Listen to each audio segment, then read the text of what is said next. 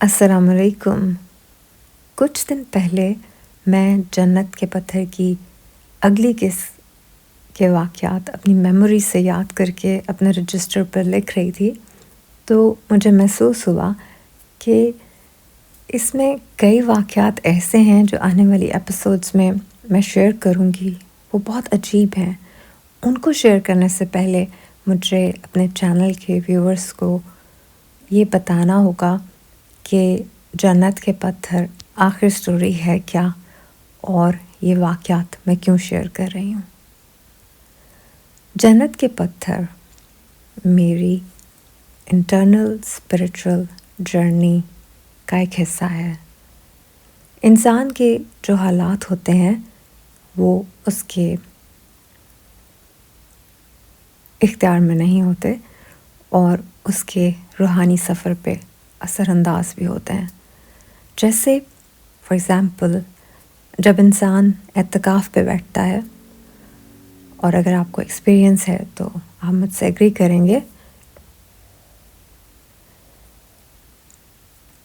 10 دنوں کے لیے جب انسان اعتکاف پہ بیٹھتا ہے تو پہلے 3 دن انسان کے دماغ میں وہ ساری آوازیں، وہ ساری باتیں چل رہی ہوتی ہیں جو اس نے دوسرے انسانوں سے کی ہوتی ہیں۔ کسی کو کسی بات سے منع کیا ہو یا کسی کو کسی بات پہ منع نہ ہو، ڈیلی روٹین کی باتیں بیسیکلی انسان کے دماغ میں چل رہی ہوتی ہیں، جبکہ وہ لوگوں سے مل نہیں رہا ہوتا، پھر بھی لوگوں کی ہی باتیں اس کے دماغ میں چل رہی ہوتی ہیں۔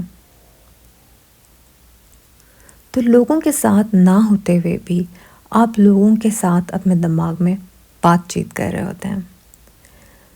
چوتھے دن یہ آوازیں بہت مدھم ہو جاتی ہیں، جیسے دور کسی کمرے سے آ رہی ہوں اور آپ کو کچھ انٹرسٹ نہ ہو رہا ہو، اس میں کچھ سنائی نہ دے رہا ہو، اور لوگوں کے ساتھ باتوں کی نئی میموری بھی بلڈ نہیں ہو رہی ہوتی، پرانی میموری مدھم ہو رہی ہوتی ہے۔ 5ویں دن دور کمرے سے آنے والی آوازیں بھی غائب ہو جاتی ہیں، خاموشی ہو جاتی ہے، آپ کے دماغ میں، آپ کی روح میں بالکل خاموشی ہو جاتی ہے۔ ان آوازوں کے غائب ہوتے ہی انسان کی حالت ایسی ہو جاتی ہے جیسے بغیر پانی کے مچھلی ہوتی ہے۔ وہ بن پانی کے مچھلی تڑپ تڑپ کر رک جاتی ہے، پریشان ہو کے بلینک ہو جاتی ہے۔ 6 دن ساری گرد ہٹنے لگتی ہے آہستہ آہستہ، اور انسان کو محسوس ہوتا ہے کہ اس کا اپنے خالق کے ساتھ ایک مضبوط رابطہ ہے جو کہ پہلے سے موجود تھا، بس گرد نے، شور نے اور متاع دنیا نے اس کو اندھا کر دیا تھا۔ دوسری طرف سے جواب ملے یا نہ ملے، پر انسان اپنے خالق سے کلام کرنے لگتا ہے۔ ہر جملے کے بعد روح کو محسوس ہوتا ہے کہ پہلے سے زیادہ سکون میں ہے۔ آخری 2 دن انسان کو لگتا ہے کہ اس کی روح کی اپنے خالق سے ملاقات ہو گئی ہے، بغیر اپنے رب کو دیکھے اس کی آنکھوں کو ٹھنڈک محسوس ہوتی ہے۔ میں نے جو واقعات جنت کے پتھر میں شیئر کیے ہیں، وہاں سے میرا روحانی سفر شروع نہیں ہوتا، وہ اس سے بہت پہلے شروع ہو گیا تھا۔ ہمارے کانوینٹ اسکول کے فیس بک گروپ میں کسی نے مجھ سے پوچھا تھا کہ کیا آپ ان ٹیچر کا نام بتا سکتی ہیں؟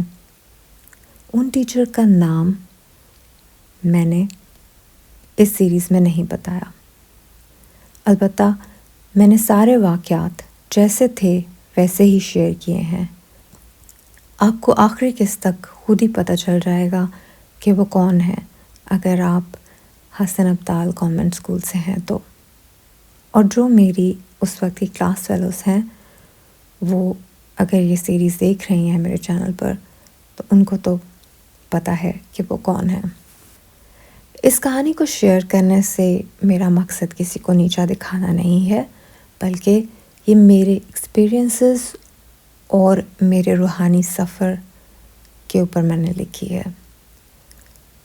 آپ یہ سیریز دیکھیں تو ویژولز بھی دیکھیں، کیونکہ اس سے آپ کو میرے اس روحانی سفر کا ریئل ایکسپیرینس ملے گا، کیونکہ میں نے بہت سے ایسے سمبلز یوز کیے ہیں تاکہ آپ کو انٹرنل ٹرموائل یا فیلنگز کا آئیڈیا ہو۔